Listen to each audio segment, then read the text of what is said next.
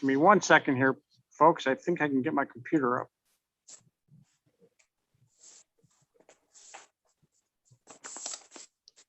Mike, can I join with 2? Yes, you can.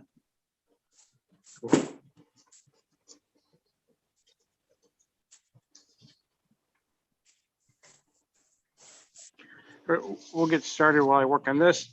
Good evening, everybody. Welcome to the Town of Cicero Planning Board meeting. My name is Mark Marzullo. I'm the chairman of the planning board. I'm going to start with an attendance of the planning board team. Planning board members, Mr. Rosito. Present. Mr. Abbey. Present. Mr. Snyder is on vacation and will not be here. Mr. Bloss. Here. Mr. Maurizio. Present.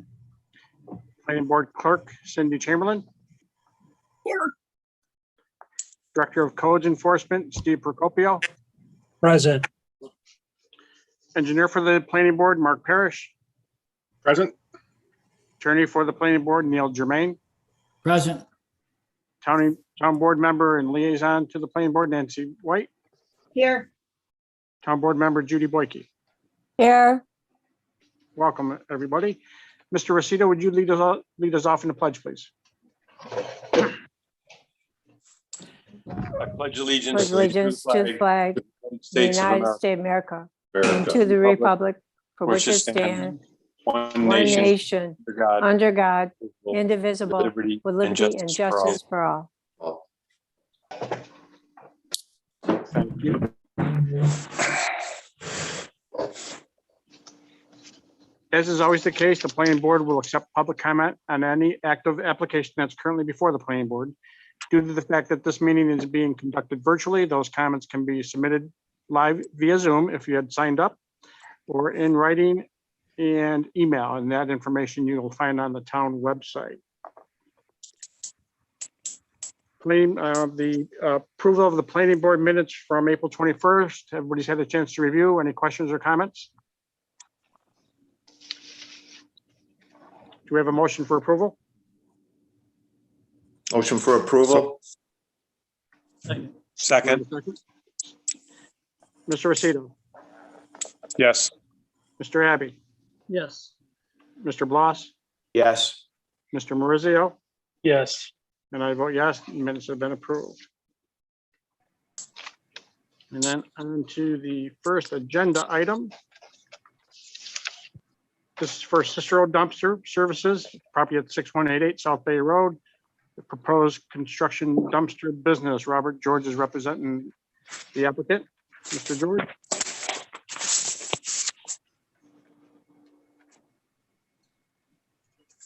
Mr. George, are you with us? I can't see, folks. Is he on with us? I can see him, but you can't hear him. Rob, you may be muted. No.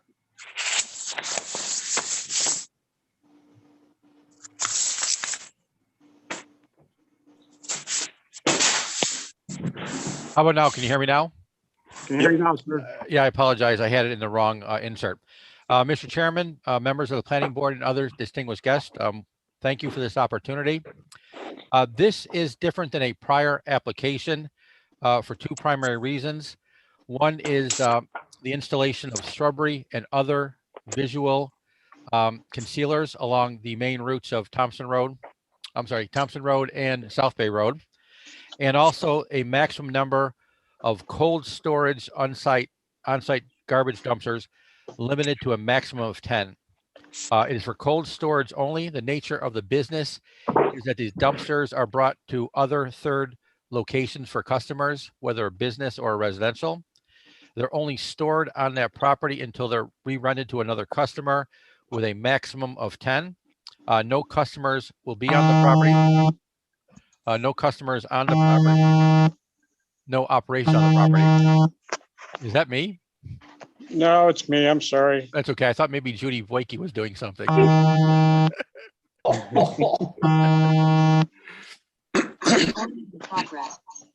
right, I'm gonna turn my phone off. Thank God.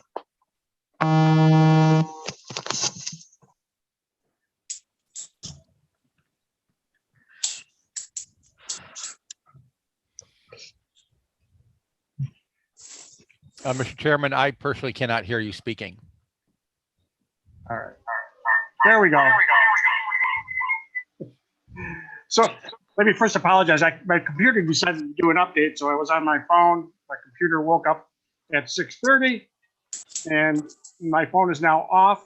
And my text messages won't be heard, and I'm on my full screen where I can see everybody. And it's so much better.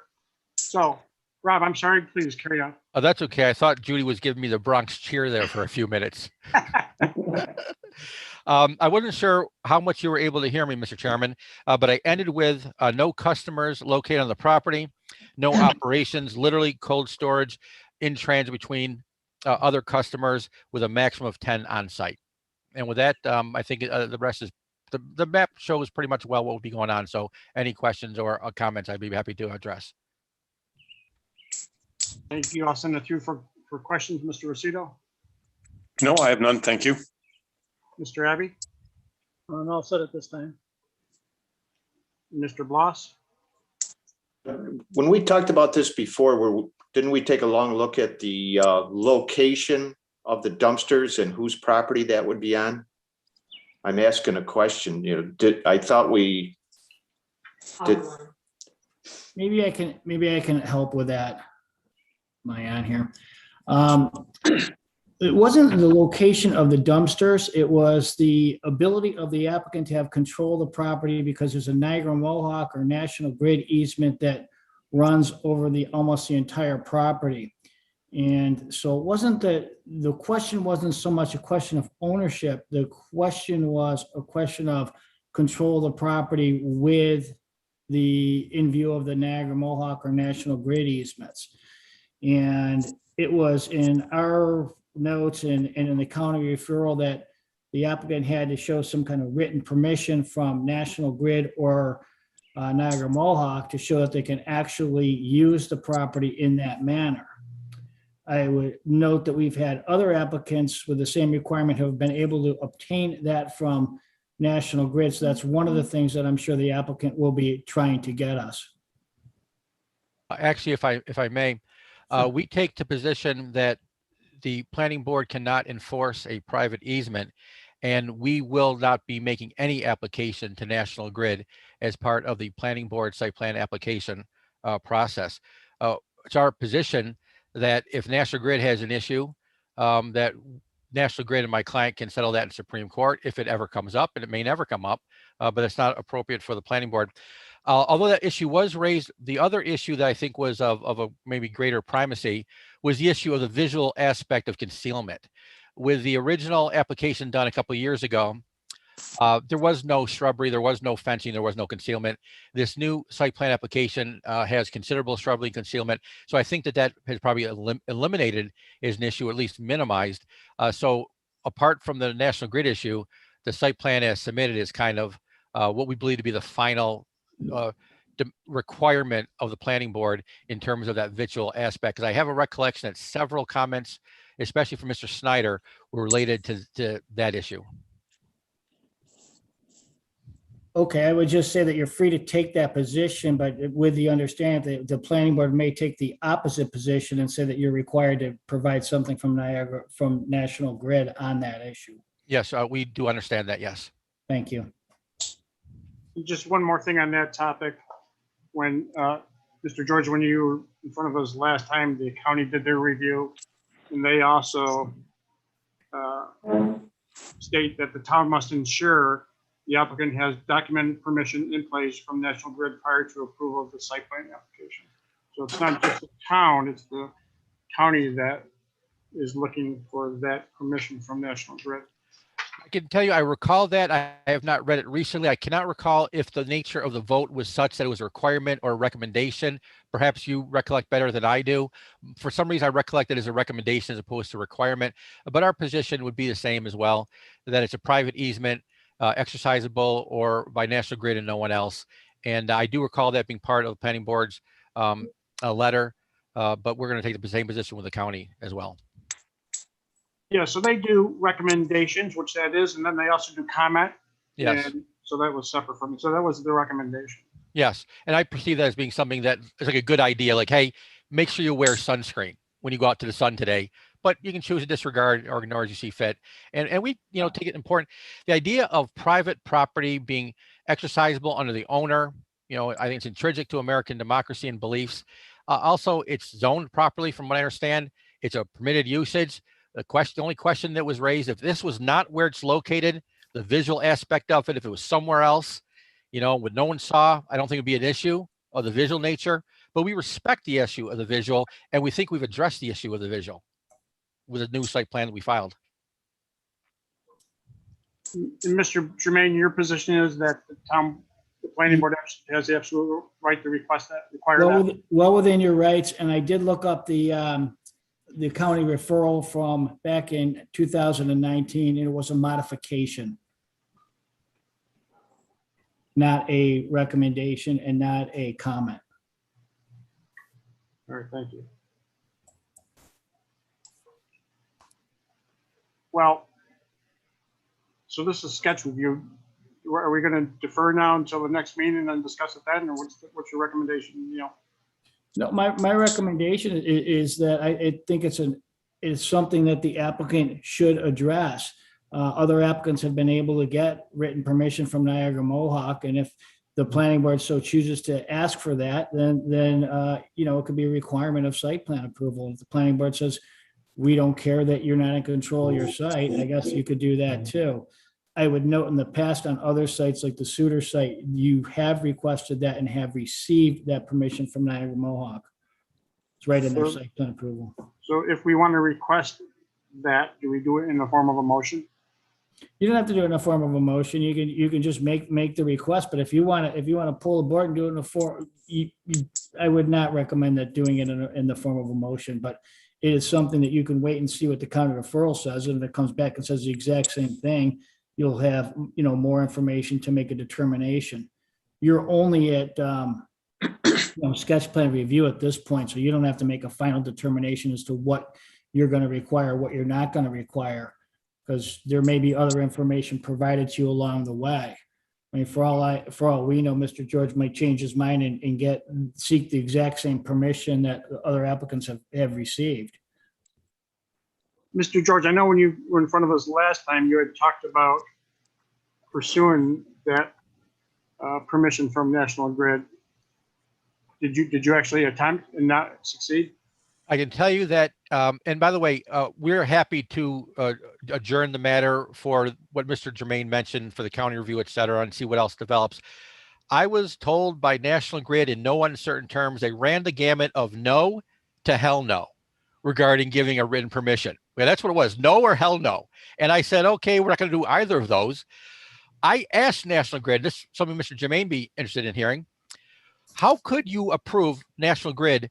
I said, National Grid, how could you approve it for Suter Acoustical and not do it for Emmerich when it's the same transmission lines literally going across the road for the same business? And the lady with whom I spoke swore up and down, National Grid never approved Suter Acoustical. And I had a number of emails that I still have where she wrote in caps, why do you keep on saying that? We never did it. She was angry. She was screaming at me in email with capital letters. So I foiled Across the Road Suter. I believe it was falsely documented and they never had National Grid permission. In fact, it happens to be that Nosy and Romans was the architect for Suter Acoustical. Tim Coyer was the guy who did it. I think Mr. Coyer is on the phone right now here at the Zoom meeting. Happy to ask him his recollection if he's still on. I don't know if he still is.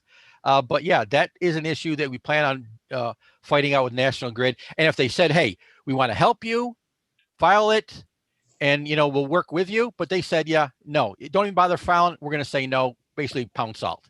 And so where do we go with there? We went where we went. We pounded salt. But I have no problem with trying again. I'm a firm believer. You fail once, you try again. You fail twice, you fail again. I got no problem with failing. I'll keep on trying. That's what made America great. Thank you for that. Do we have, Mark, do we have any documentation that says that Suter got permission from National Grid? Is there any documentation anywhere? Yes, we do. We do. Yeah. I foiled it. I have the documents in my possession as well. And National Grid absolutely denied ever doing it. So perhaps the next date, Mr. Chairman, would be okay. We're fine with that too, whatever time you decide. And as an aside, before I forget, I love the American flag background. Thank you very much. I was going to wear a mask to this and say I'm coming from Radio Free Cicero, but the American flag is a better idea. I'll have to get that myself as well. God bless America. Yes. Mr. Bloss, any additional questions? No, I'm all set. Mr. Maurizio? No, I'm all set. I appreciate the added landscaping for the visual. I'm all set for now. I think I'm going to wait and see what happens with the permission issue before I get into the site plan. So at this point, we'll defer to until next meeting, right? Or when we get county referral back. Sound good? Yep. Thank you. Okay. Thank you very much, Mr. Chairman, for your time. We're going to get off now, Amric and I. And will we receive an email when it's back on the agenda? You will. Yeah, we'll get you a copy of the county referral. Tongue in cheek, I think I missed the last one. Oh, Have a good night, Mr. Chairman. Have a good night. Bye. Next item on the agenda is sketch plan review for cottages at Garden Grove. And this is the Meltzer Court Jamboree Drive proposed administration building. The applicants are with us. Yes, this is Bob Seigert. I'm with Shop for Architects and I'm representing the project. Welcome, Bob. Can we get a site plan put up on the screen, please? Sure. Are you going to do that or you want me to? If you can do it, that would be terrific. Okay. You can do it. Hold on. You might be quicker than us.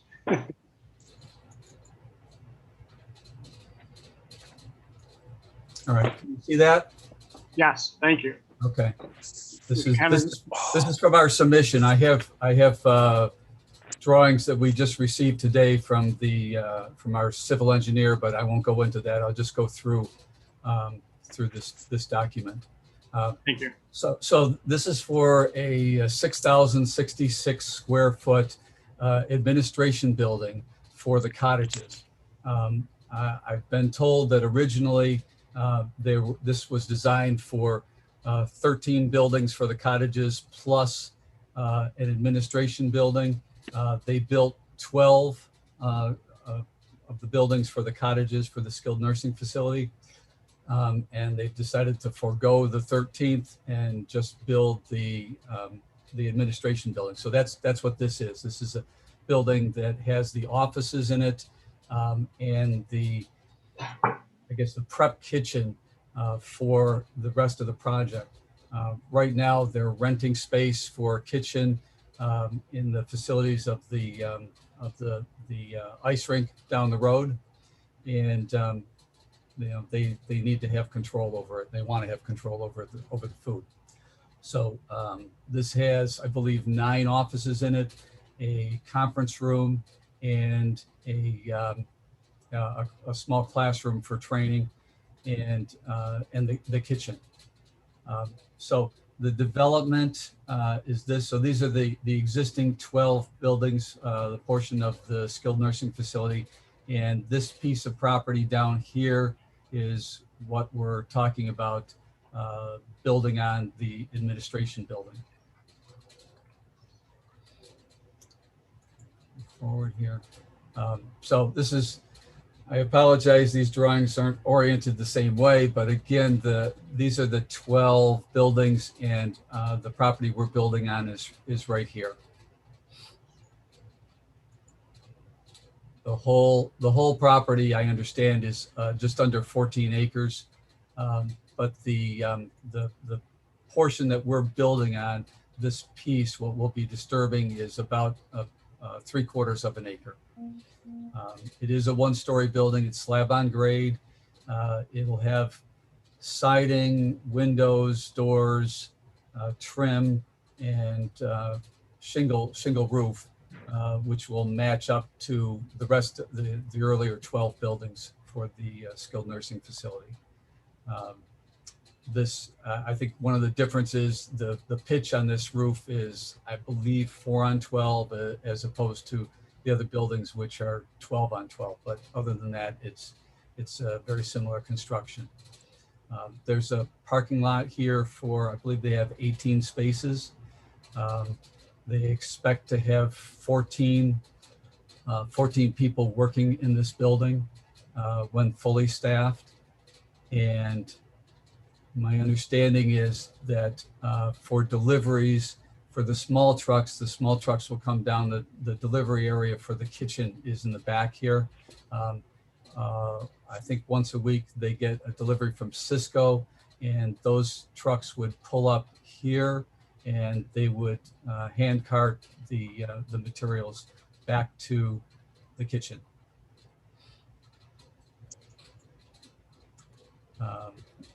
This is as far as the topo goes, this hasn't changed.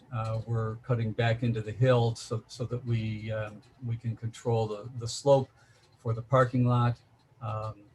The area where the building is going is relatively flat. Storm drainage catch basins connected to the existing detention pond. The detention pond was designed for 13 skilled nursing facility buildings and the administration building. So you'll see the SWIP that we got today documents that this can handle the additional stormwater from this building. It was designed to handle more.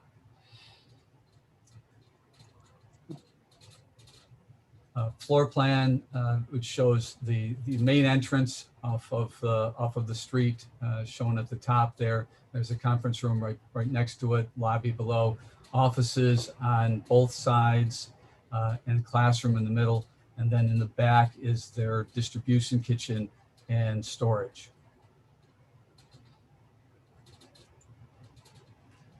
And elevations, again, we're using same materials as the existing buildings. So this will match up, including windows and window trim. The intention is to make this part of the complex. There is a flat roof in the very back of the building over the kitchen, so they can put the rooftop equipment, which feeds the entire building. It will go down into the ceiling space and then across to serve the offices, classroom, conference room, as well as the kitchen. I believe the maximum height of the building is about 22'6" off of the grade around the building. It's 21'11" from finished floor. That's what I have. Any questions? We'll go through the board. Mr. Rosita? So this new facility will take care of all the food services for the other seniors? That's correct. It feeds, they basically, they get semi-prepared food here. They prepare it to a certain level, and then they feed, they cart that over to the 12 buildings for their kitchens to do the final preparation and distribution to the residents. And again, right now they're doing it off-site, and it's not very convenient for them. Did I hear you say it was coming from the twin rinks? Yes. They rented space over there, and I'm not sure, what the arrangement is, but that's where that's what they're using as a distribution kitchen right now. So it's not far away. I didn't realize it was big enough. Okay. The facility looks great. Thank you. Thanks. Mr. Abbey? It does look very nice. I did have the same questions Joe had, and no, I don't have to ask him, but looks like you're dealing with a partial Meals on Wheels in a way. I'm sorry, Chuck, I can't hear you very well. Okay, sorry. Well, the building looks great, and I did have some questions on the food system, which you already answered. And comment was that you're kind of dealing with what we do at Meals on Wheels. It is a little bit. This was what I was told was this model of the separate buildings for a skilled nursing facility was done somewhere in the south, where the weather was a little bit more conducive to being travel to building. But there they're working with it. They need to have the kitchen closer, which was the original design. All in all, looks like a great plan. Thank you. Thank you, Chuck. Mr. Marizio. My questions have also already been answered. I appreciate the building. It's very appealing. So thank you. Thank you. Ross? No questions, just one comment. I think what they're trying to do there is great. It's always been in the plan right along, and it's going to fit right in that neighborhood, look great. No, I'm all for it. Thank you. Thank you, Don. Yeah, I agree. It is a beautiful facility, and they do a terrific job. Can you put the site plan up back, please? Sure.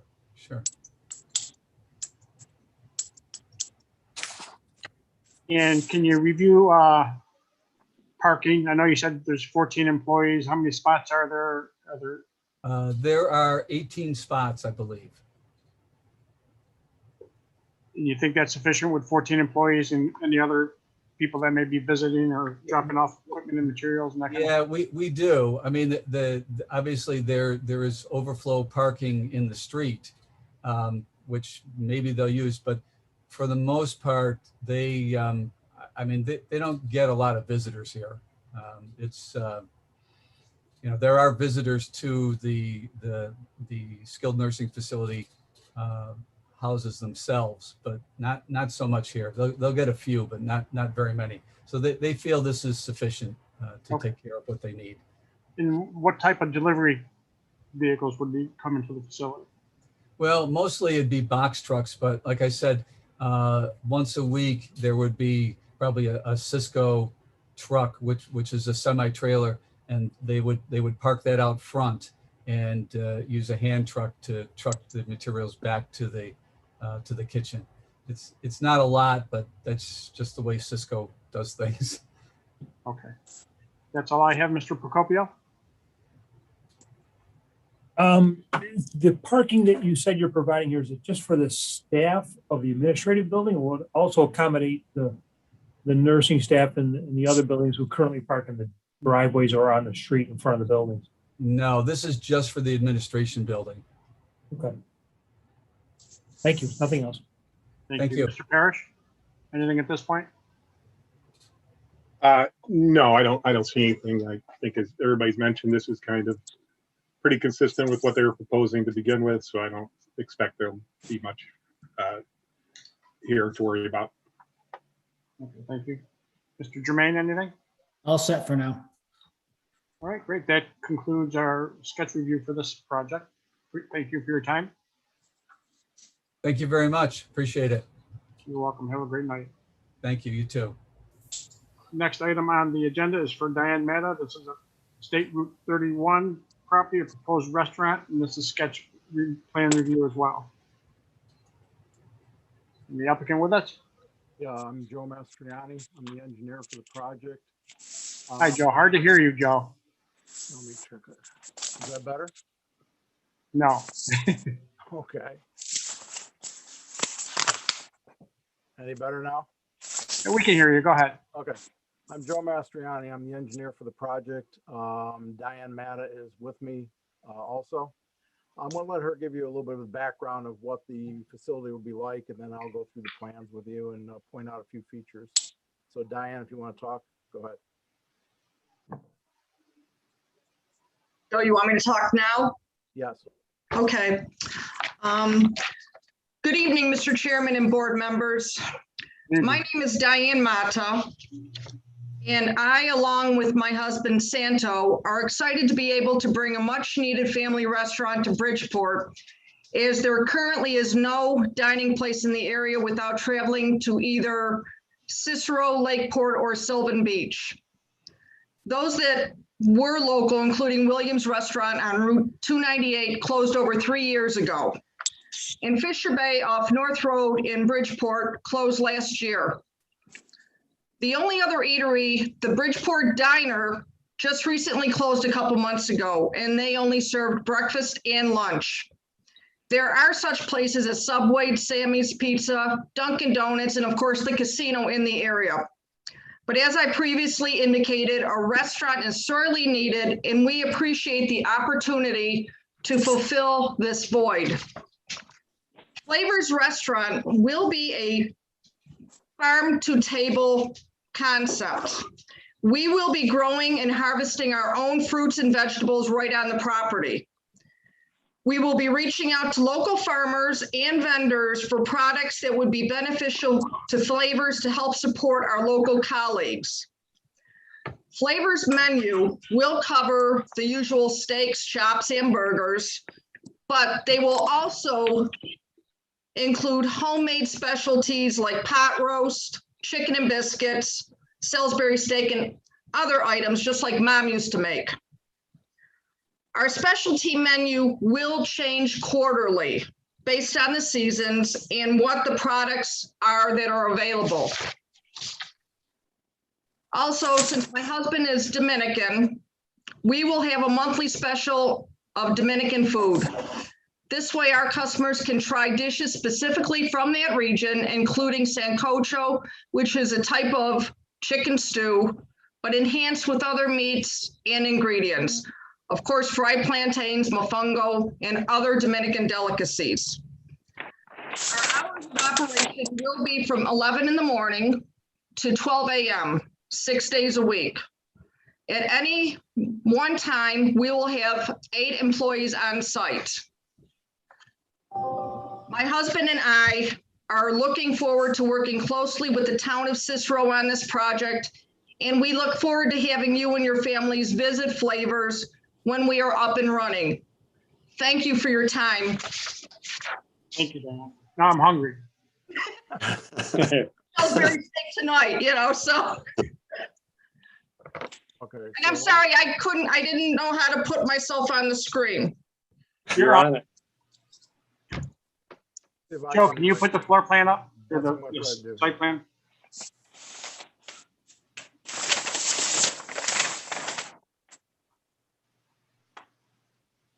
Do you have that up or no? Yep. We can see it, yes. Okay. So location of the facility, it's at the intersection of 31 and Bull Street, right before the sign that says welcome to Bridgeport. I can barely hear him. Yeah, Joe, I think everybody's having a hard time hearing you. Yeah, I'm not sure what else to do here. I used this earlier and I didn't have any problem with anybody. Can you hear me okay now? That much. We heard Diane really well. Yeah. I know it. Yeah, she was clear. I'll just try to talk louder. Is this okay? Yes. Okay. So like I said, the facility will be at the corner of the intersection of Bull Street and Route 31, right at the entrance to Bridgeport. On the site plan, you can see the overall site is zone commercial, and it's about 15.5 acres total inside. We're looking at putting the facility to the northern end. If I go back one sheet, you'll see there's quite a bit of floodplain in the area, so we opted to go to the north end, up to there. To enlarge the site, we're looking to put in a building, single-story building. It's going to be about 6,000 square feet in size. As Diane said, it's going to be a farm to table, so the remainder of the lot will be used for fruits and vegetables for growing them.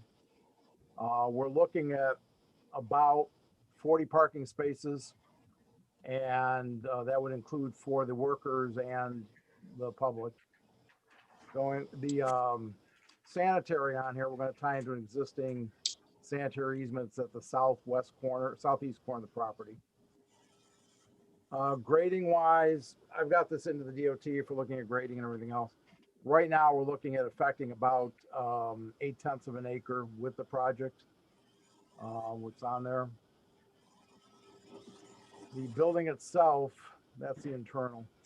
So they're going to have a banquet. They're going to have the main restaurant area. They're going to have a banquet area on the side here. The kitchen will be back here in the back right-hand corner.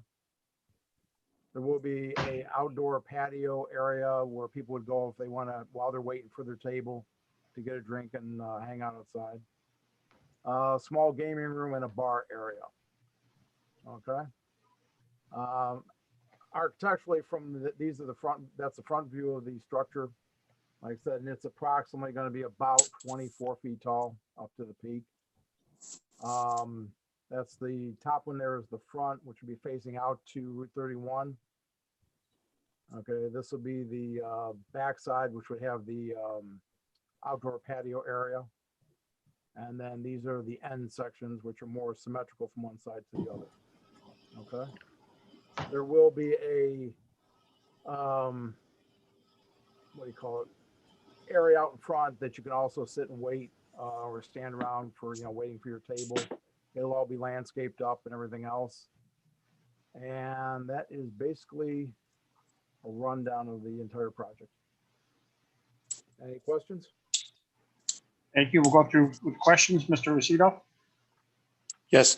Did you say there's actually outdoor seating, or is that just a waiting area? No, it's just gonna be a waiting area, a small area in the front and then area in the back where they can. Because it did say outdoor seating on the plan. Right, it's not for eating, it's for just a seat and wait. So maybe that was misplaced, that's all. Okay. And how many parking spaces did you say? What we got shown now is 40. I said that would include for the workers, and as Diane said, there'd be about 8 at any given time there. Go ahead. What's the capacity of your banquet hall? They're estimating that they would have on a good day approximately 70 people in there. That doesn't sound like you have enough parking. Or we're not going to have like one per car. Diane, do you want to say something? Sorry, I had to unmute myself. No, the banquet hall, if you look at the size, it's not that big. It's just for like small parties. It's not like having a wedding in there. We just want that is, I think it's like 20 something by 20 something. I mean, it's not a big banquet area. It's like for little tiny private parties or baby showers, things like that. Or if it is a holiday, we may open up that banquet area and put a buffet in there, and the people can go in there with just a couple tables, get their food, and then come back into the restaurant area and have their meal. Okay, thank you. Steve Procopio, there'll probably be a occupancy rating on that, correct? Yes, definitely. All right. Yeah, that's correct. I mean, there'll be occupancy rate on the complete restaurant and based on the area used for public assembly. Yeah. I think we're going to want to get that information. Do we have an idea of the number of tables that are going to be anticipated in the restaurant area? Not at the present time. We are going to have some booths. They're going to be square tables. I'm not looking to do a big restaurant. If anybody's familiar with like Williams, it was small and compact. I'm thinking like maybe, I looked at someplace and it was like maybe 20 tables of like 4 or maybe less. It's not, we're going to have where there's space in between the tables. I'm not the type that likes to have everybody claustrophobic and sitting on top of each other. So there's not going to be a ton of tables in there. It's, Well, 20 tables at 4 is still 80 people. And I understand you're not necessarily going to have everybody coming single, but I think we're going to want to get some information on the banquet area, occupancy, and a better idea on the number of tables you do anticipate having. And then I think, Joe, you're going to have to provide some kind of, basis for the parking here. That is going to be in the comments, Yep. Saying employees and anticipated number of diners or customers. So, well, not to interrupt you, but if I need to increase some of the parking lot, I don't have a problem doing that. Well, like I'm not necessarily saying you have to. I think we just need more information to determine whether the number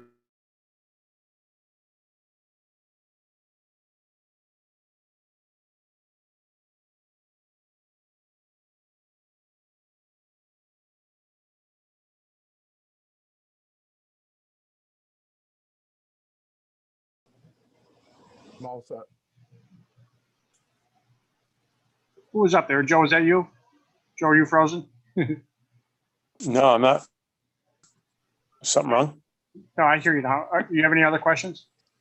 Nope, that's it. Mr. Abbey? Well, for sure, you're right about Bridgeport could use a nice diner right there in the middle. This seems to be a kind of a unique premise for a restaurant with a farm to table type. Kind of look forward to seeing this develop. Oh, thank you. We're going to do our best. Oh, do you have any other restaurants of this variety? Or is this the only one? This is our first baby. So, and we know that the concept is out there. We've heard it from other people in other areas, and it's very well received because people can see if they look out the window. In fact, we're going to have paths and that going out to the lot, out to the property where they can walk and see the vegetables, and they can see that those are what we're utilizing in the restaurant. And as I indicated, we want to try to get some of the other farmers involved. I know that I have a few people that are helping me with this, reaching out to people to get beef there locally and, lamb or pork, to try to help other people in the community, instead of trying to buy, as the other gentleman said, from Cisco. We want to try to do as much as we can to help our fellow workers. Sure. And I'm sure you'll be well received. Thank you. Thank you, Chuck. Mr. Bloss? No further questions. I like the concept, though. I looking forward to that place. Thank you, Donald. Mr. Maurizio? No further comments. It's an exciting project. It'll be nice to see this in Bridgeport. Thank you, Michael. One thing I hear pretty regularly is that we need more nice restaurants in the town. Mr. Mastriano, if you could go to the front of the building where you show this, what you call the seating area.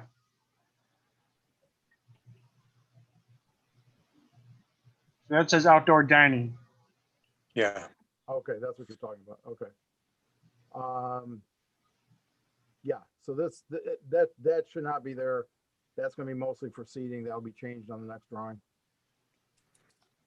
So will you have tables and chairs or that kind of thing in that area?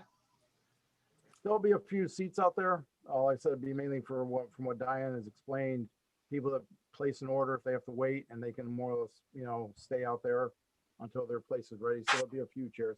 It's not going to be heavy seating or anything. All right, if you can just give us some detailing on that. And then it does not show on the site plan. Yeah, I'll put that back over to that. Okay, and then you plan some landscaping up by the building as well? Yeah, we've got landscaping. Well, we got landscaping around the sides here, and you got your table here. They, Diane and her husband, they want to put pots up here. So there'll be seasonal pots with plantings across the front.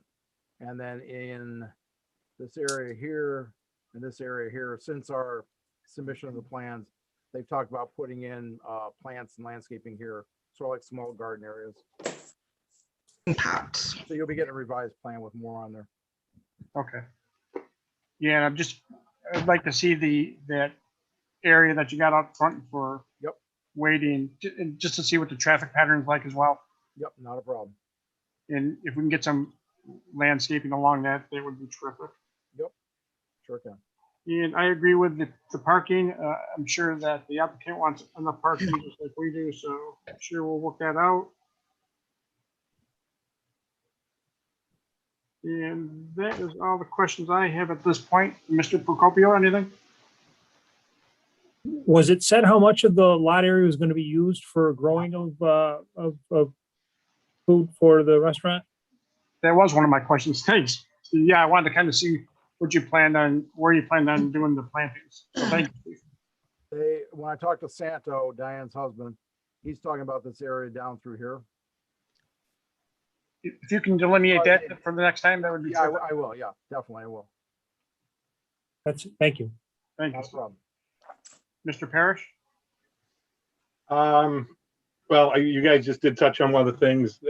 So if they are going to have that growing area, that should be shown, and again, if there's any paths or those types of things, that are going to be through that area. Again, they should be represented on the plan.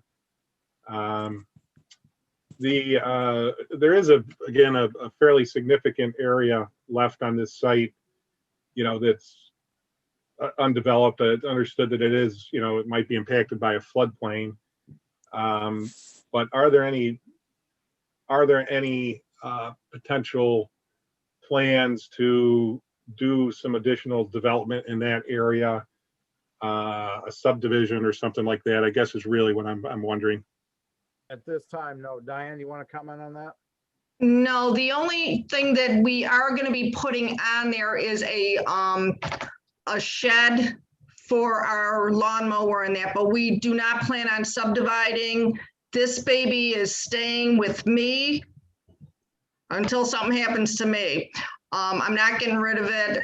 There's anything that's on here is going to be ours. It's going to be planting, fruits, vegetables. That's about it, except for the, like I said, the shed that's got to go on here, for our farm materials and stuff.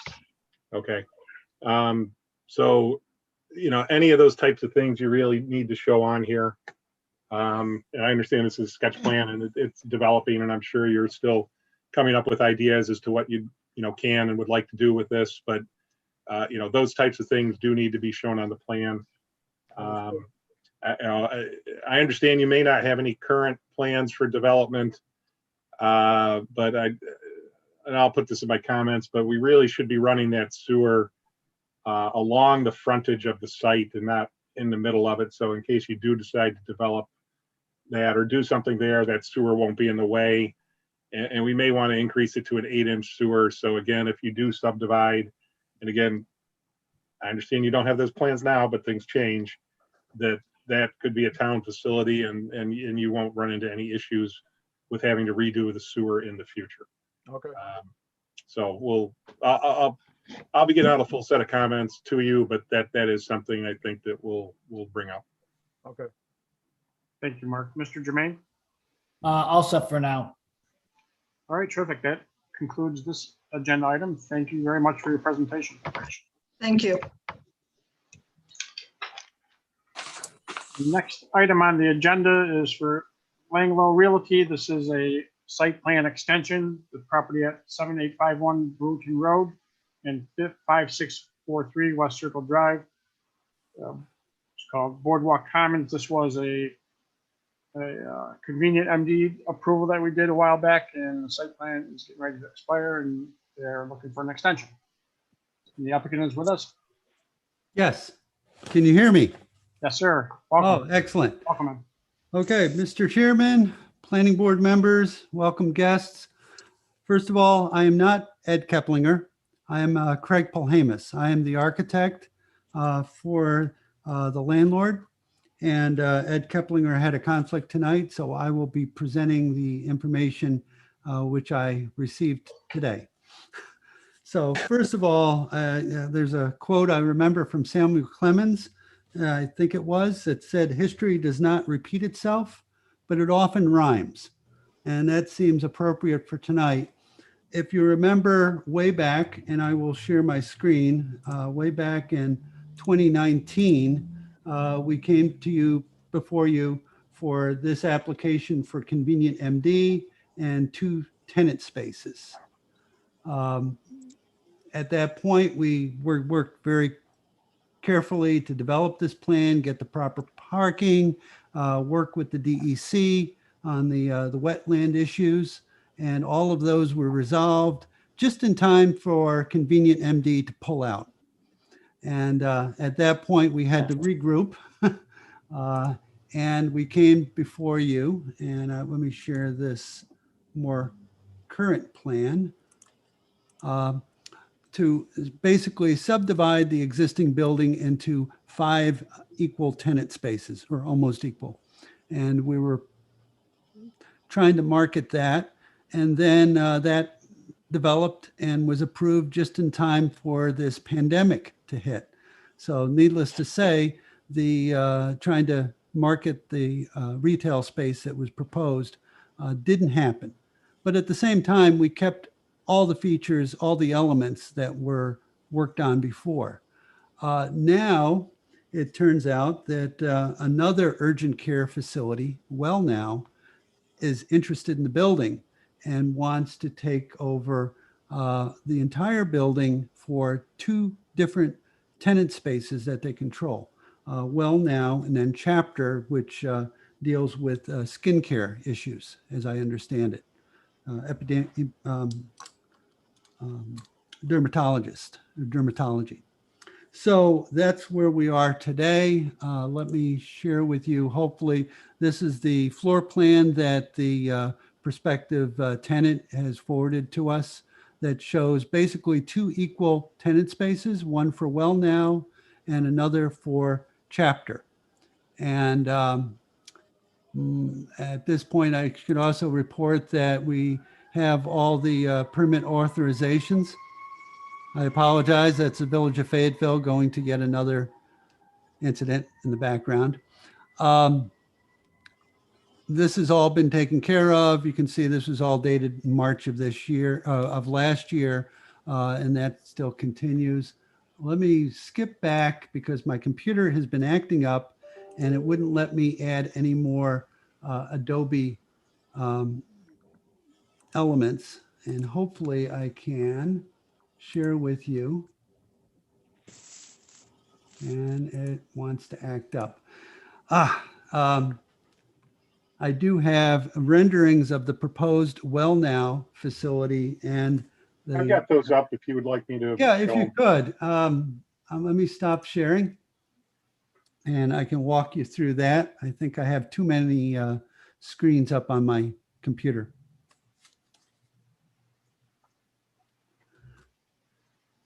And if you remember, Convenient Care had a tower. And in this case, we have another design element that anchors the corner and creates a visual statement and entrance for the Well Now facility.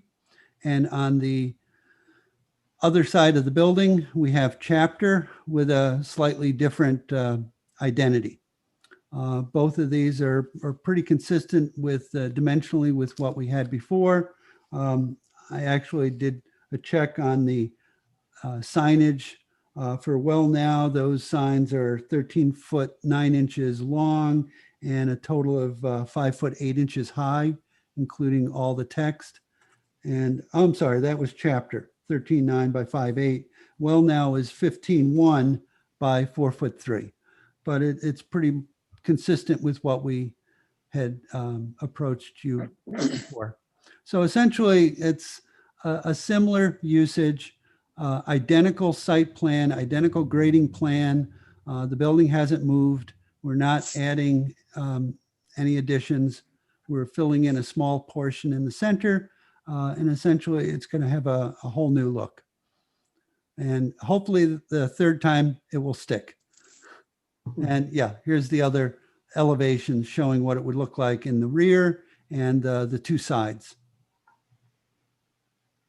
So with that, I will try to field any questions you might have. Thank you. Let me start with Steve Procopio. Steve, are you in a position to say you're comfortable with moving forward with this site plan? If we accept an extension, or would you want to review by the planning board? No, I think I'm comfortable. It's consistent from what I understand. There's no plan changes to parking or access or any of the previous elements that were approved with the original site plan. This is just simply different users, but similar. I confirm. We'll go through 40 questions. Mr. Rosito? No, I don't. I'm all set. Mr. Abbey? Yeah, be nice to see that nice layout put to good use, like you folks are talking. I was curious, what type of business is Chapter? Chapter, as I kind of mentioned before, they do issues with skin. They're dermatologists. So if you have a wart or a skin tag, something along those lines, they fix you right up. Okay, so that's also medically oriented. Yes. Yes, they're under the same ownership as I understand it. I see. I just say one comment, driving by there in and out and around all the time is that demolished house that was in that lot right roughly to the west of your parking lot? Which is vacant now. Okay. But my comment was, be nice if, and less of an eyesore, if you get somebody to remove that oil tank that's sitting there for years. Ever Oh. notice it? I wasn't aware of that. I know there was a residence that was recently removed and Right. the area cleaned up. Yeah, that was in terrible condition, but in removing everything, that's still that maybe a 200 or 300 gallon oil tank still sitting there. It's a real eyesore. Okay, I will make So the you pass that on. owner aware of that and we'll get that removed as quick as DEC and whoever is involved can allow us. For right now, it'd be a negative to anything you're trying to do now. Yeah. But thank you very much. Rest assured, it will be removed as this progresses. It Thank will you. not be left there. Okay. Thank you, Chuck. Mr. Bloss, I'm all set, thank you. Mr. Maurizio, I'm all set. Thank you. I am all set as well. Neil, we can just go ahead and approve You the extension. Yes, you can just do a simple approval. I'll make a motion that we approve the extension for a period of 12 months. Do we have a second? Second, Second, Second by Mr. Bloss. Mr. Rosito, yes. Mr. Abbey, Yes. Mr. Bloss, yes. Mr. Maurizio, Yes. and I vote yes. Good luck getting through this time. Yes, thank you so much. Have a great day. You do the same. Great evening. Next agenda item is for property at 5917 State Route 31. This is a proposed coffee shop. Keplinger Freeman Associates are representing the applicant. Who's with us for this evening? Hi, Steve, Scott Freeman and Joe Scrippa representing the project. I think I'll let Joe start off, and I'd like to, if possible, share the screen to start to show some images of a project that was recently completed, if possible. Yes, please. Great, thank you. Well, I'll give you a little background. The company is Cafe Cubal. They've been in business for approximately 16 years. Currently operate, it'll soon be 11 stores, 2 new ones. One proposed. This is Manlius right here at Route 92. I don't know if any of you are familiar with it. We're not seeing them yet. Michael, did you give him permission? There it comes. Okay, great. Got it. Thank you. If anyone's familiar with this, this is right at Route 92 as you come into the village of Manlius. Very similar site. The reason I wanted to show this is just to give a little bit of an idea. It'll be a Class A development that we plan there on Route 30. We lost the image again.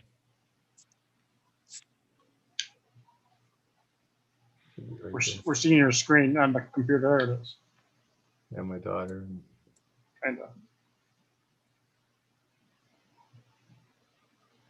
Happened to Gone.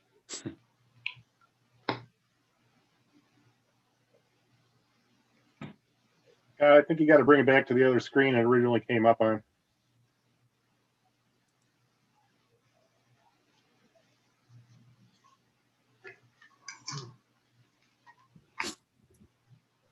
Yeah, it's still off the screen. Try it one more time.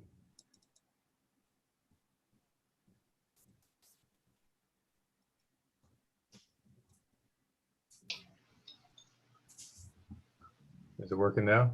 Got it now. We'll leave it over here. Okay, so if anyone's familiar, this is as you enter the village of Manlius, very similar layout and similar site to the Route 31 site. Former Bank of America, if you can hit the next photo. And this store is now open. And just to give you an idea, actually, this is the model store for, what we're taking off to hopefully put on Route 31 and enter the Cicero market. But that is an actual picture of the store today. It's open, up and running. The site is very small, similar to the site that we're going to be working on in Cicero. And this is in a similarly busy area to the Cicero site.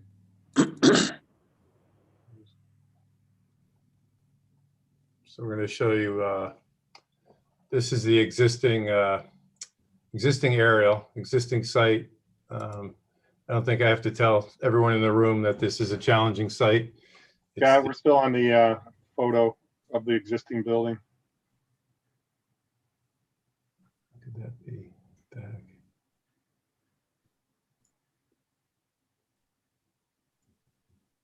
That's the old Bank of America. It's not the Cafe Cubal that sits there now.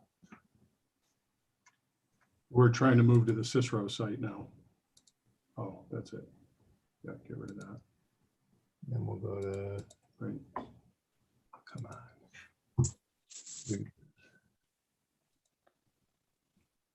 There you go. Right here. All right. Sorry about that. Can you got that now? Got it. Thank you. So moving on to Cicero, now we'll just give you the comparison of.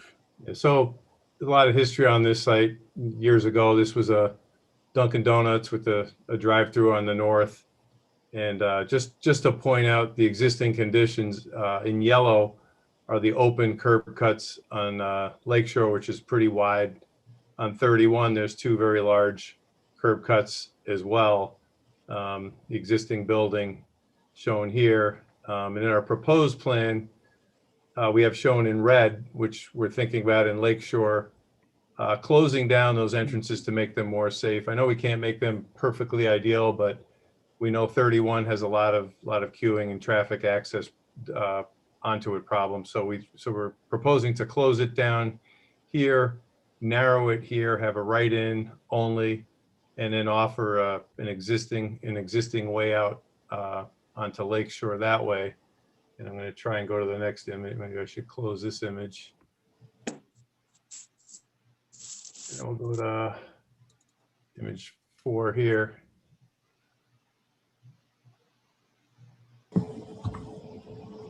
You guys see that? No. Again.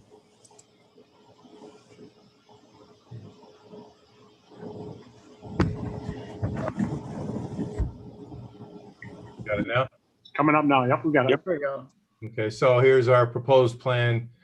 We're thinking of narrowing the entrance. The yellow is the existing, so that's a full enter-exit location along Lakeshore. This is all narrowed, taking existing asphalt, turning it into parking, into green space, and then having a right-in only at this point, which we feel will give the stacking that's involved with the drive-through. You can stack, and at a certain point, you can drive around the entire facility and get in stack, or you can park in the front of the building or park in the back. And it's basically looking at an existing site that has a lot of history. We're similar to some of your other projects. We're reducing asphalt, increasing green space, and trying to improve the circulation. And I guess the other thing I wanted to point out is we did do a traffic study with Gordon Stansberry, and he did say in his conclusions, and we did submit this report to the board, there would be some delays turning onto Route 31. However, he did also state that there'd be no significant impact on traffic operations on Lakeshore Road. And he also went on to say in conclusions, proposed development will not have significant impact on those delays. So I didn't want to talk for too long, but preliminarily we're trying to revive a site that's been empty for several years, trying to plug into its original use. And then I just wanted to show you, here I go again.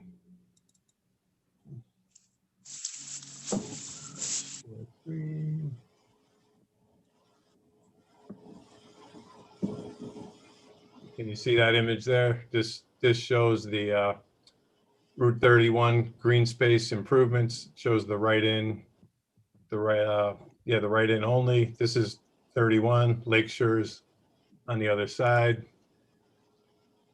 I have another image I'm gonna try and share. Can you see this? I gotta share this one. This one gives more an overview. You got 31 here. This is all the green space we're putting in. Here's the new right-in only. you can come in, pick up your coffee on this side and drive out. And then we have the additional driveway added there as well. We have one more image just to give you a sense of what we're doing. What did I do with that? Close that one. Let me share. It's this one.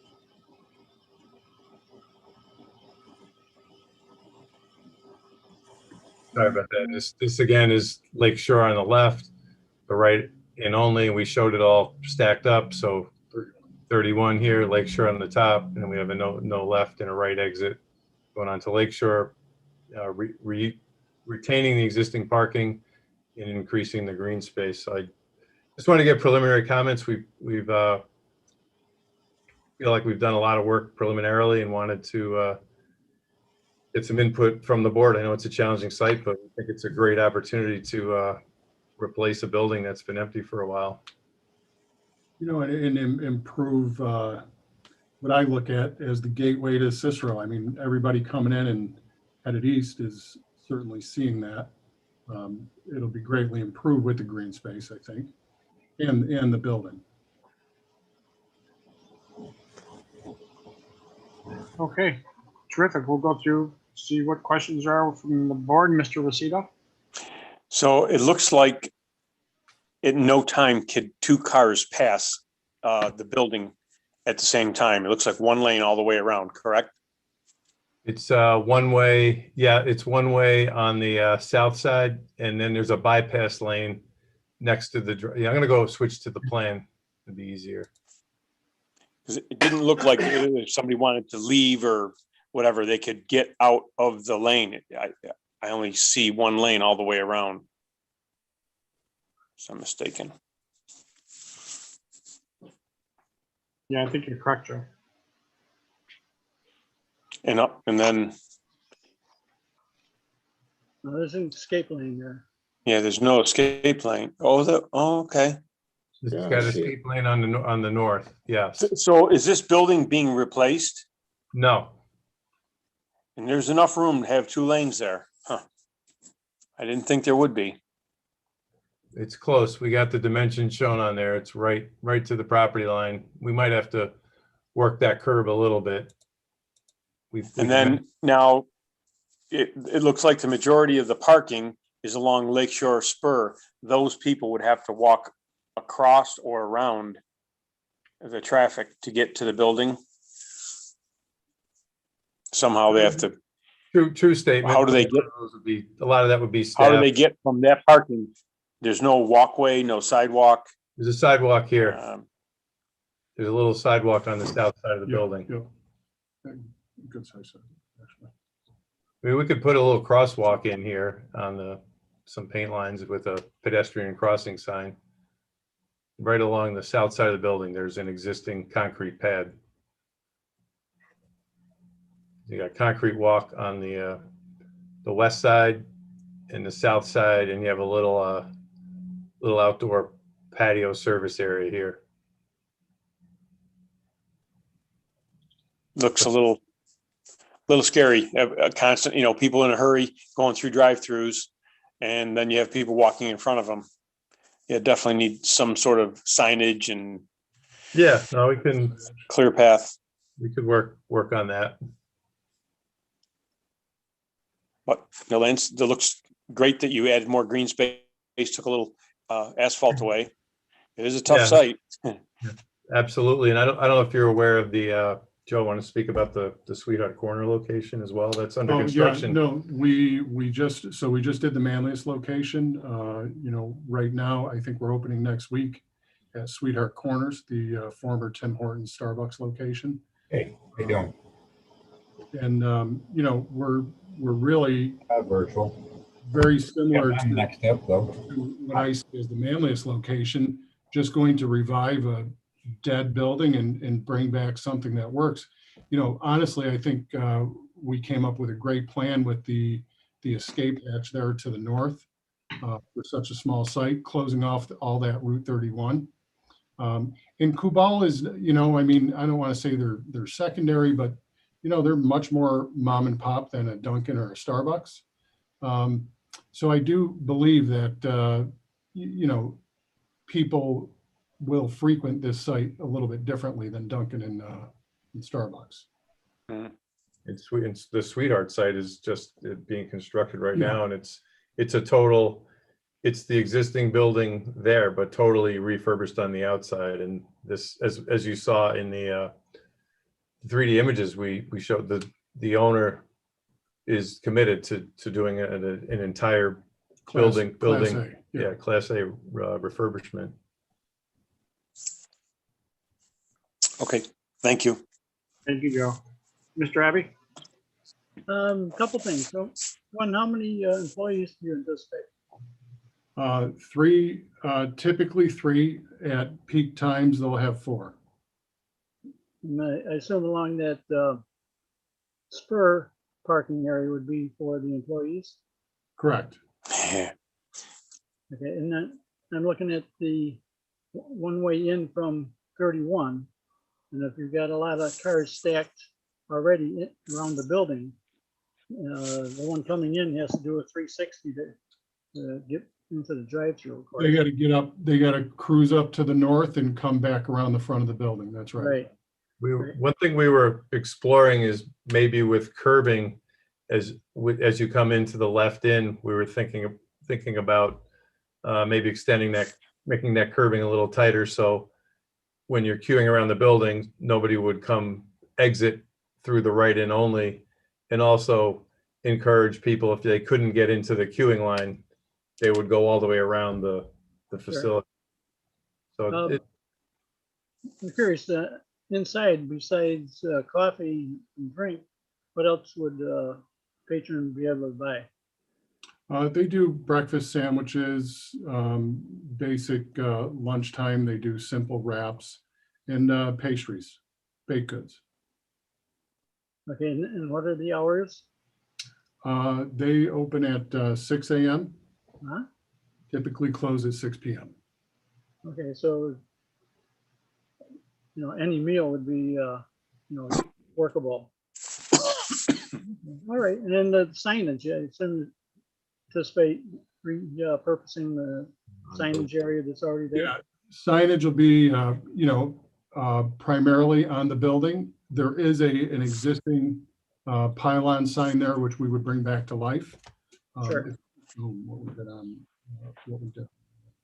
Okay, thank you. I look forward to having that area active again. Yeah. Yeah.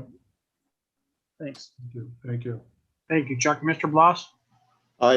Quick question on the, do they have the capabilities that if you wanted to purchase your coffee there and set at a table and drink inside, is that possible? Yes, there is some seating. The space is only, I want to say 1,800 square feet. It is primarily kitchen and service area. I want to say there's maybe seating for maybe 12 to 16 people. Okay. In the event we get a little bit of snow, have we addressed that issue? Well, we've all that green space on the Lakeshore Spur side. I don't even remember if there's curb or not. I don't think there's any curb there, so we got green space there to push snow. And then to the front, all that green space that used to be pavement basically is it's better than it certainly was. I mean, if we have, I manage a considerable amount of property up in Cicero and just around the area. Typically on a site like this, if we've got a heavy season, we're moving snow off site. Okay, that's it for me. Thank you, Donald. Mr. Merzio? Well, first off, I'm a big fan of Kubal coffee, so I'm pretty excited that this could potentially be coming to Cicero. Second, this site really needs a revamp. it's been an eyesore for a long time. So if you guys are able to make something like this work, I think that would benefit everybody. Parking wise, we only need one handicap spot. If one, I think I can check on that. If we had to get another one, we could put it on the other end, but usually it's one per 25, but I'll look into that. If there's something in the code, we have to add another one. We could certainly do that. All right, just making sure with that. Otherwise, I really appreciate what you guys are doing with the green space. It'll make that entire intersection look a lot better. So thank you. Thank you. Thank you, Michael. Yeah, we've said a number of times with different projects here that this spot's a bit of a challenge. Got a lot of traffic that can be good for you all. I did have a question, just to kind of think together out loud. When you exit the property onto Lakeshore and you want to head west, you have to do it at that point there, all the way to the left. And Lakeshore Road backs up quite a bit at the intersection of Lakeshore. I'm just wondering if it would be better to move the in and out up to the east portion of that line. Just your thoughts on that. Yeah, I think we could entertain. I see what you're saying. Yeah, I see what you're saying. And again, just to think together out loud, what would be better? Definitely get some backup there. I don't think that works because you can't get back around to the building to get back there. Oh. I'll just jump in now, but yeah, I'll be interested to see what the DOT, county and state have to say about this. I know this was a Dunkin' Donuts before and it worked somehow. But some of that somehow might be because of you did have the ability to get out directly onto 31 to go west, as you said, Mark, because we all know that Lakeshore Road backs up very quickly past that entrance coming out of there. So to go west on 31 now, not having that exit point coming out directly onto 31 is going to be a big problem, because there's going to be people waiting to get out of there to take the left onto Lakeshore forever. And that's going to then back up into the people coming out from very quickly. That's going to back up the people who come out from being served, and they have no way to get to 31. They don't have any way to go around to get there. After looking at seeing what happens with the Starbucks, and I know you say this is not a Starbucks and that type of thing, but we all know what's happening with the Starbucks down by the Chick-fil-A and the issues this is causing. I think not having that exit out onto 31 past past where you're being served is a big problem, because 2 cars, 3 cars, and you can't exit. You can't exit. There's no way to get out. What about taking that right and going to the spur? But then you've got to go. You can't take a right coming to the spur. You can't go west. That's signed for east to east only. So I really think there's some problems with the traffic circulation here. It's a very difficult site. I know it used to work again. I don't know how. I went to it. I got in and out, but I think a big issue here is not having that direct exit to go west onto 31, because this site will block up in a second, because Lakeshore, you're not going to be able to get onto Lakeshore and take that left, because we all know. I mean, that just backs up and it's impossible. So I really think this needs to be looked at again. Well, we understand it's challenging, and we look forward to maybe a little work session or something. That's more than a challenge. This site doesn't work the way it's laid out right now. I'm sorry to say. What if we put a right out here? The right out is what's needed, in my opinion, because there's no way people are going to be able to get out of that to take a left and to go east on or go west on 31. There's just no way. Yeah, I agree. It doesn't work. Even taking a right onto Lakeshore Road, there's enough traffic. Sometimes you get 1 or 2 cars stopped there, then the flow around the building is dead. Well, yeah, I think that, They have yeah, I nowhere to think, go. yeah, well, you're right. And because Yeah, we now definitely- taking the right, that's more in the evening though. The morning, it's not as much of an issue, I'd say. But yeah, it's a challenging site, no doubt, but the way this is set up right now, I just do not feel works. It just does not work. Well, it's our concept plan. We've definitely needed this input and starting point, and we're willing to And- study a little more. And hearing that, I think the right out's a great idea on the 31. Yeah, but again, you got to get the DOT to give you these exits and entrances. So again, I'll be interested to see how you work out with the DOT, but from my perspective, the way this is laid out now, again, just does not work. Good. I see it. Good point. I mean,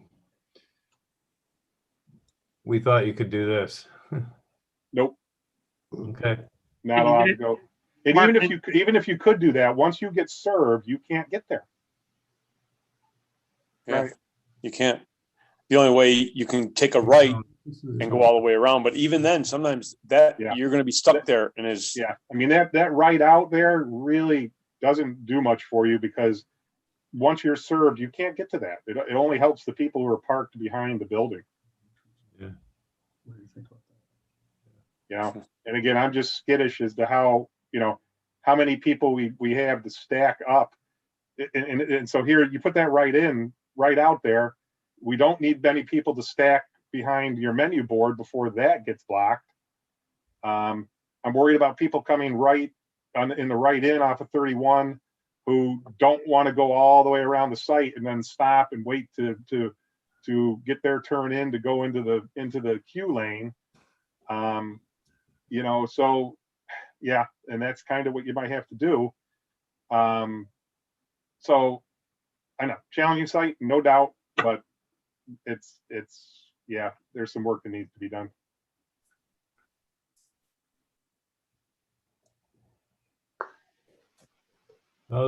That concludes my comments. Mark, Sorry, Steve, I'm sorry, Steve, anything? I would just bring up, and I know they relocated or made improvements with the dumpster corral location. I just know that with the last site plan and the current issue, we get complaints. I would just say be cautious to line of sight from the spur road onto Lakeshore Road. We get calls regarding obstruction of line of sight there. Well, we could probably go with just a nice fence and low landscaping to improve the view shed coming out. We could do a nicer finish on the dumpster and lower landscaping instead of 8-foot arborvitae like everybody does. Thank you, Steve. Mr. Parrish, anything additional? No, I think I've said my piece. Thanks. No, I agree, Mark. Those are good comments. Mr. Jermaine? All set. Great. Yeah, I think those were good comments. And I think, all the extra green space is nice. Getting something in here will be important, but both you and us want to make sure that it works traffic-wise. Without a doubt, it's a huge investment in the redevelopment of this. Yeah. All right. Well, thank you very much for the presentation. Look forward to the next meeting. Thank you all. Thank you. You're welcome. Next item is Bassett and Fava Properties. This is a sketch plan review for 7808 Wilton Road, proposed building and site renovation for Avis. Bob, can you hear me? Yes, hi, Bob. Hi. Could you put the drawings up for me? I don't have downloaded on the screen. Mr. Parrish, can you do that? You're muted, Mark. Yes, I can. Thank you. Thanks, Mark. You want the site plan up first, or what do we? You could put the floor plan up, it's fine.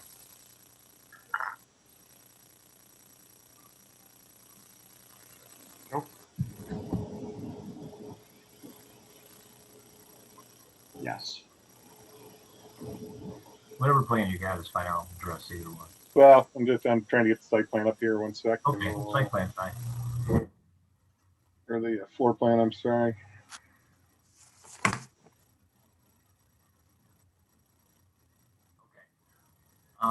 This is an existing approximately 4,400 square foot building located just south of the Route 481 bridge overpass at Route 11. It's been vacant for a number of years.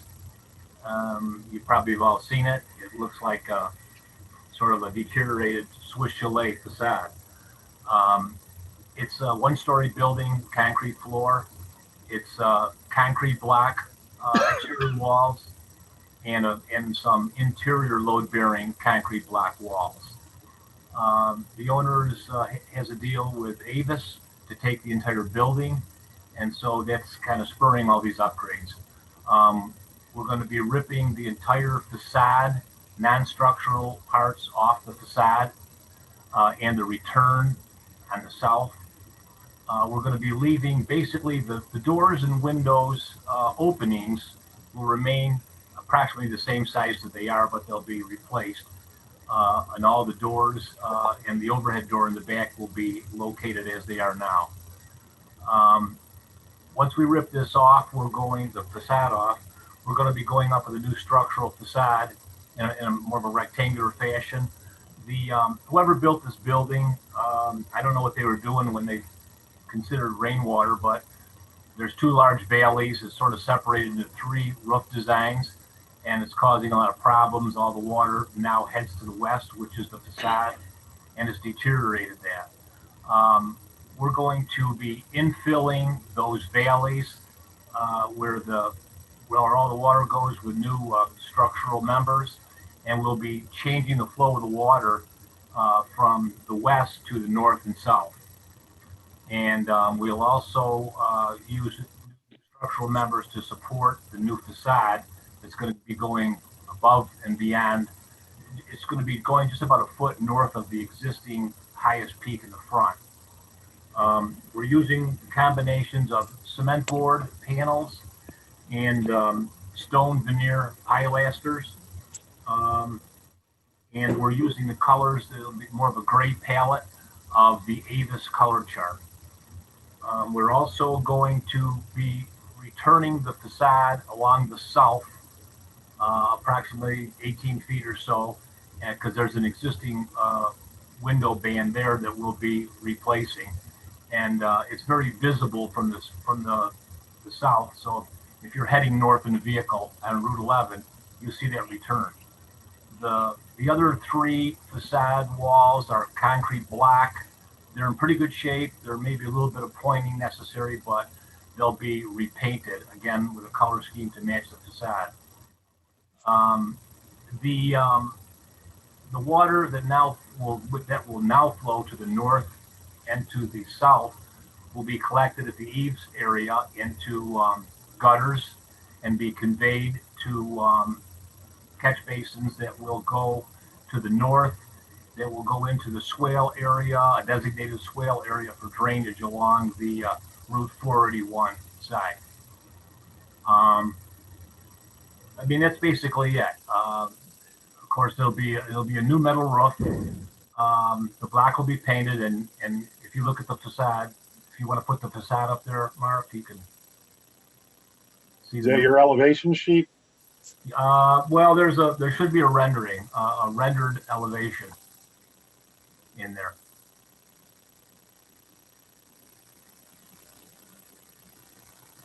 Yeah, right there. So that's basically has the it's broken up sort of into three sides. Avis is taking the whole building, and where their sign is to the right, that's going to be their main entrance into the customer area. And then the middle part is going to be for, some car washing. The signs that are proposed are as shown.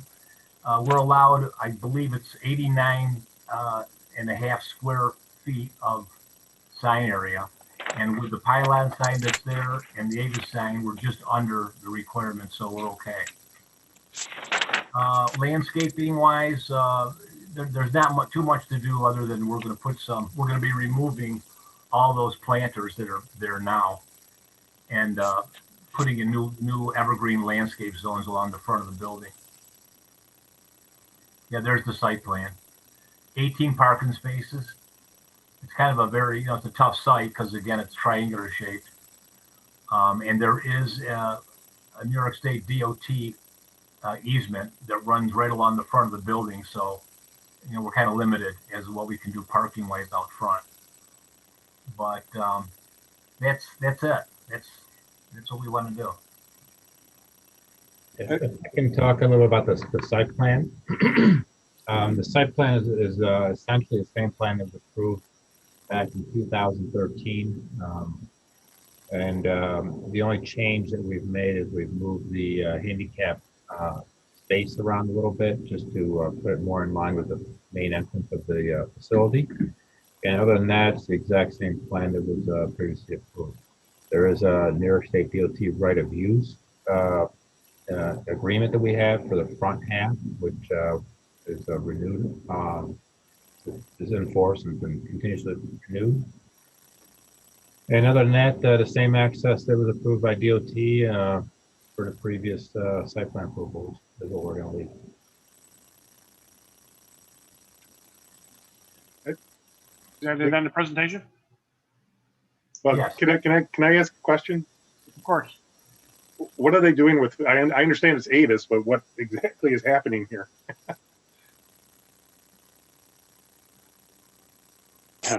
What operations are happening here? Yeah, that's what I was wondering. Car and truck rentals. It's going to be car and truck rentals for Avis. Operation right from the airport. So do they store rental vehicles here? Yes. How many? Don't know. We need to know. I mean, this seems like a pretty small site to run a rental business out of, quite honestly, with the number of parking spaces that you seem to have here. There's a similar facility that Hertz runs. It's on Teal Ave, Teal and Burnett. What they typically do is there's a few cars there. They're on reserve, and then they bring them in from their main lots. So they have drivers that bring them in as they're needed. So if you reserve one, they'll have it on site waiting for you. If you come in, you need one, they can call up and have one dropped off from like the airport or something like that. And I think that's going to need to be better spelled out. And what in particular do you need more than that? How many people? How many vehicles are going to be stored on the site? Where are they going to be stored? Where's the customer parking? How many pieces customer parking? How many employees are here? The things you would need to be able to determine that there's adequate space here to run the operation. Yeah, no, and I just want to know what questions to ask and make sure that we get them all answered. That's all. Yeah. So we're talking. We need to know how many employees, how many customer parking spaces, and how many vehicles we'll actually have on site, and where other vehicles may be coming in from. Yeah, the basis for the parking, it's a lot.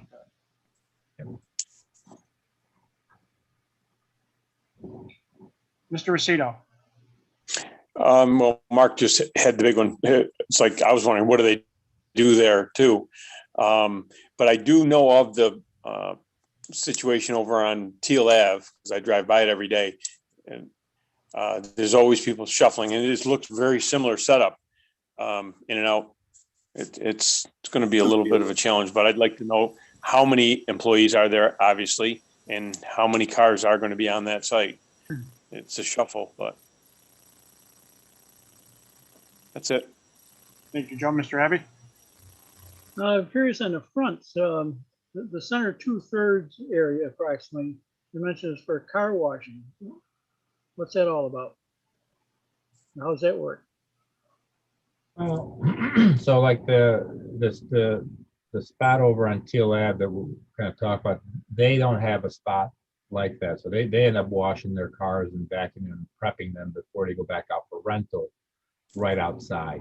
So when you bring in a car, they come in there, they get detailed, they get prepped, and they get put back on the lot. Do they do any repairs or maintenance? I'll find out, but I'll find out. Okay, It's a low ceiling in there, so it's not like they can put lifts in there and do oil changes or any heavy maintenance. I see.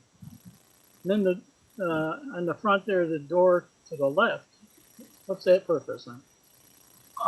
That's, again, this is broken up into three distinct areas. And they're really not going to be utilizing that very much. They'll probably use it for some storage. But the owners would like to set up the facade. So in someday in the future, if they leave and this becomes a multi-tenant building, it's set up. Okay. All right. Thank you. I look forward to seeing how you come up with these other challenges. Thank you, Chuck. Mr. Bloss? No further questions. Mr. Marzio? No further questions at this time. Thank you. I have no further questions at this time either. Mr. Parrish, anything else? No, not at this time. Mr. Procopio? Nothing, thank you. Mr. Jermaine? All set. All right, gentlemen, thank you for the presentation. Look forward to our next appointment together. Thank you. Thank you. Have a good night. Thank you. You too. Thanks. The last item on the agenda is for Thomas Farley. This is Bull Street, 2-lot subdivision. We're going to be setting up a public hearing as well. Jim, good evening. Good evening, Tim Coyer, iNewsy and Romans Land Surveying. Would you like me to share my screen? Yes, please. Okay. Oh, I lost you. Hold on a second. Share.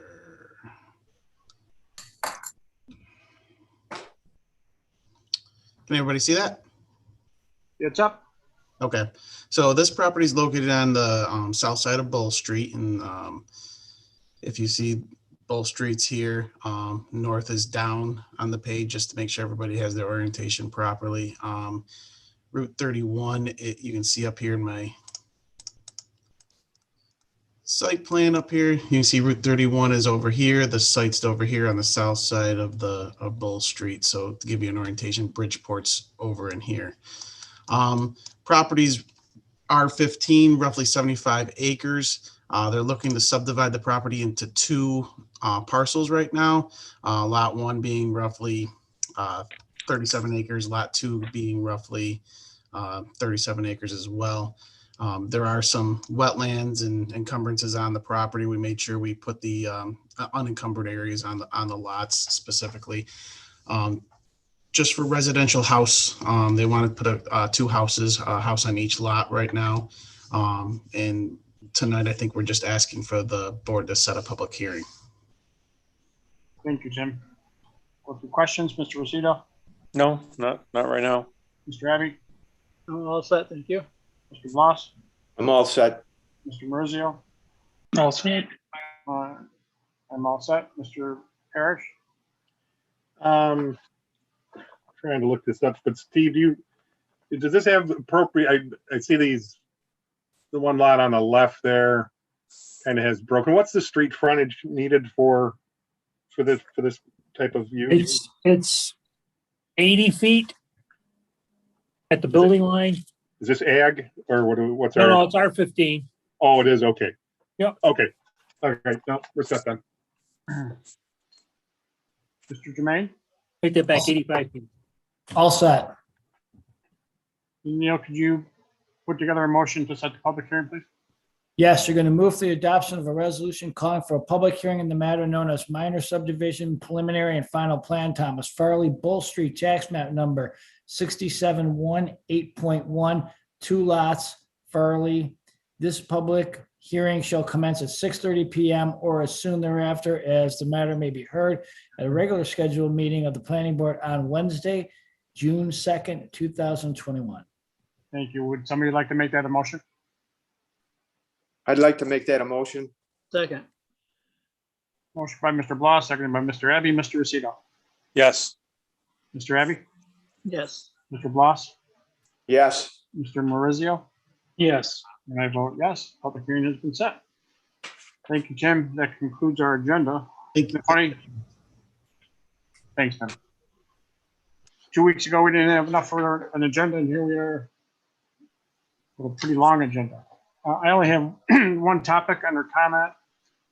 There's been more discussion about going to live meetings.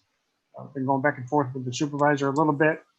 He's hoping to have it set up by our next meeting. Just wondering if there's any thought or comment. I'm waiting to hear back from him, whether it would be at the garage or town hall, and what kind of stipulations as far as public, and whether or not we would still provide Zoom. So that's all still up in the air. I'm just wondering if there are any thoughts or comments. Anybody? Well, I'm looking forward to going back to the regular meetings. But, you know, if they lifted the ban, we'll see in 2 weeks, we'll see if, you know, things go haywire again, and they may. So I guess time will tell. I mean, if we go to the garage, then we can definitely get spread out. I don't know how convenient that's going to be, but. Yeah, there was concern about cost of setup and tear down at the garage for a bunch of meetings in a month. But. Yeah, we might just have to continue with the Zoom for a little bit longer. But. Mike, how time consuming has all this been for you? I worry about. Not at all. It takes me 30 seconds.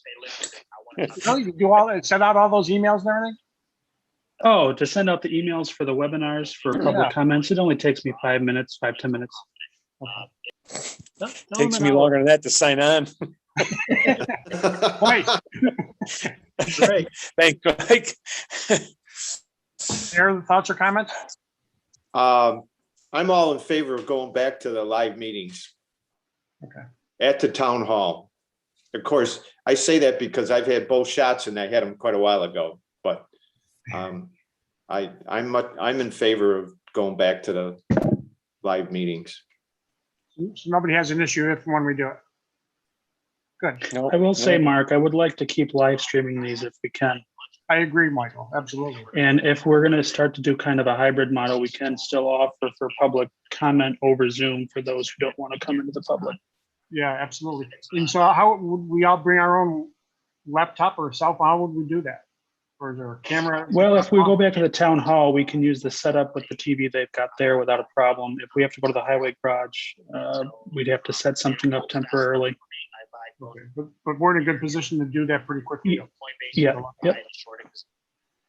All right, then lastly, Nancy, thank you. And Judy, if you're still here in the town board, for changing the regulations as far as extension of site plans. It worked out rather well tonight. And I'm glad that the entire board gets to have some input on that. So thank you for that. Yes, you're welcome. I'm glad to see it as well.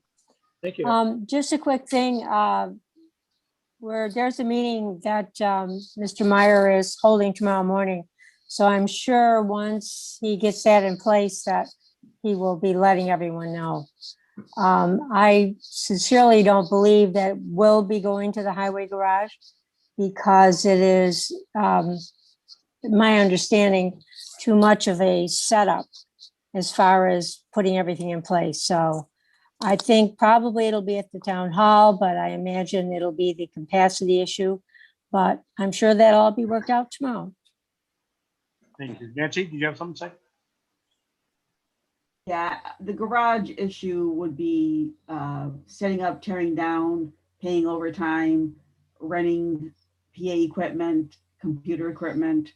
So the more logical reason is to go back to the town hall. And it's confusing to some people. The ban, yes, was lifted, but yet the county and the state are still in the state of emergency. If there's someone in your meeting that has not had their shots, they still have to wear a mask and be 6 feet apart. So if you've got 5 people coming to your meeting that haven't had their shots, they're going to take up a lot of space. So there's a lot to figure out. And how about public at town hall? Same goes with the public. You're gonna have to ask people as they're coming in if they've been vaccinated, if they have proof of vaccination.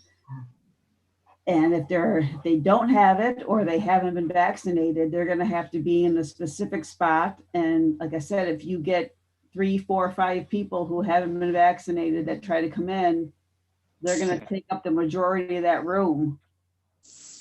And you may have to turn people away. So there's a lot more involved other than the ban was lifted.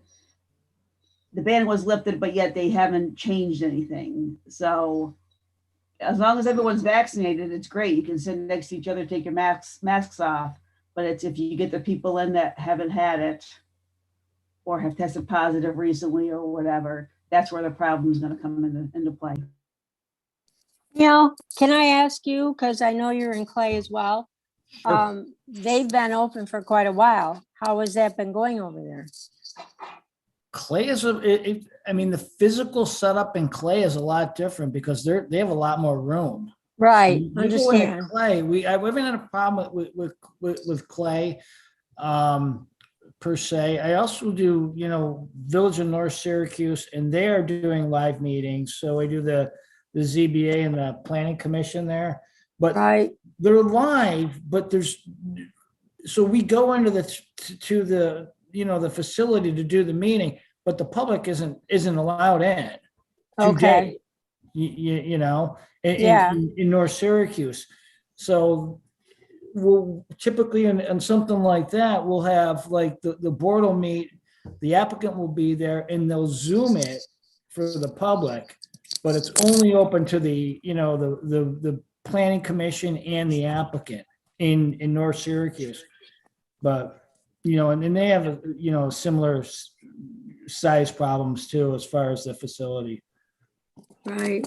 Will it be legal to ask people about showing their I'd have to look at that, but I mean now it's almost like you got to have a sergeant at arms to say, okay, show me your do you have a your card? Right.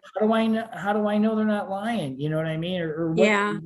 And I don't think we're in a position where we can test people, everyone who comes in and, take their temperature, like, when you go to some into other a nurse office. facility, right. There's a lot of, difficulties that I think we're going to encounter. But your initial question, claims seems to work, but the facility is different. And the other ones I do, we've had the model that the board meets and, I'm there, but it's only the applicant who comes in, Right. So it's a tough situation, and I can't even imagine that someone's going to sit there and say, okay, you can sit here because you've been vaccinated, but you can't sit here because you haven't been. Right. It leads to all sorts of difficult questions. Well, I think that and the fact that so many places have, dropped the ban on masks, all these stores, coffee shops, and so on and so forth, it's just opened a huge can of worms for everybody else. Right, because then they're going to look at what we do, and I think there's going to be an expectation that once these people start thinking, I don't have to wear a mask anymore. Right. I mean, there's going to be a lot of expectations that I'm just not sure how they're going to be satisfied by what we do. I know. Seems to me like the motivation for going live would be to allow public access. And if we're not gaining that, or just a slight amount of public access, I don't know. Yeah, I agree. Whose call is it? The chairman's call? No, it's the governor's fault. I mean, as far as whether or not we continue Zoom or go live. Oh, no, that would be us. That would be us, the town. Is it the chairman of the planning board, chairman of the zoning board, and supervisor, Neil? I believe that, the supervisor controls town hall as far as the way the law works right now. But the interesting question would be if the supervisor says, I will open town hall to meetings and you can have your meeting there, whether or not you can say as a chairman, and I'll have to look at this because I don't know the answer off the top of my head, whether you as chairman of this board could say, we understand that we could use the town hall for public meetings, but right now we're more comfortable conducting, virtual meetings. I have to get you an answer on that. I'd like the answer on that. Neil, Not that I also, want to butt heads, but well, no, and I think that when we do go back to physical, that it's obvious that we have the capability of going Zoom and being live, that we certainly should be able to do that as well. I mean, because obviously that has been quite a convenience for people now. Right. yeah, I think that's huge for the public to be able to sit home and watch our meeting, even Absolutely. today if they want to on the recording. Right. Yeah, that's good. But I agree with Mark that if you're not going to be able to have the public in your meetings, we're not gaining anything by having the boards in one room and not allowing anyone else. And you're going to be in the same position that we are now. You're not gaining anything. And as far as asking people about being vaccinated, supposedly it's not under HIPAA unless you're a medical facility or something along those lines. There was an article in the paper today. Right. And you should also end up asking to see their vaccination card and another form of ID to show that it is that person. So now you're taking all this extra time too, trying to prove that these people are who they are. Not that people are going to be breaking down the doors to get in. And we had quite a following that likes to come to the meetings when they're in person. Yeah. And my understanding is Clay really doesn't have that they have maybe 2-3 people that might show up, where our town, we have quite a few. There's probably 10 or 12 that would normally come to every meeting. So it's going to be a very big challenge. And the first couple of meetings are going to be tough. For sure. But it's nice that we're talking about this finally. Finally. Well, Mark, as much as I would like to go back to that, based on everything I just heard tonight, I think we'd be setting ourselves up for a big problem if we opened it up to the public. I mean, because you're going to get, no matter what, you're going to get 1 or 2 people who are not going to be happy, and it's going to cause a ruckus in our town hall, and we don't need that. So that's my opinion. I'd love to go back to it, but I don't think the benefit would be there right now. I see it at my workplace with all the guys we have, and we have some real stoneheads, and it's confrontation, and we don't need to do that. Why should we subject ourselves to it? It could be a lawsuit, who knows? There's violent things that are happening all over the place. We don't need to bring it to our town. That's my opinion. I totally agree. Yeah, I tend to agree too. Nancy, you've kind of heard what we've said. If you can relay that to Bill, and like I said, he and I have been going back with email, and I'll do the same. I will. See how it plays out. I know that he's still working on all of the schematics of how this would work, but I don't know. But we're talking about it, so that's a good thing. And then if we do the highway garage and it's going to cost what they're thinking it's going to cost, and no one shows up, we're spending a lot of money for no reason. Yeah, right. All right, anything else from anybody? Do we have a motion to adjourn? Motion to adjourn. Second. Meeting's adjourned. Thank you, everybody, very much.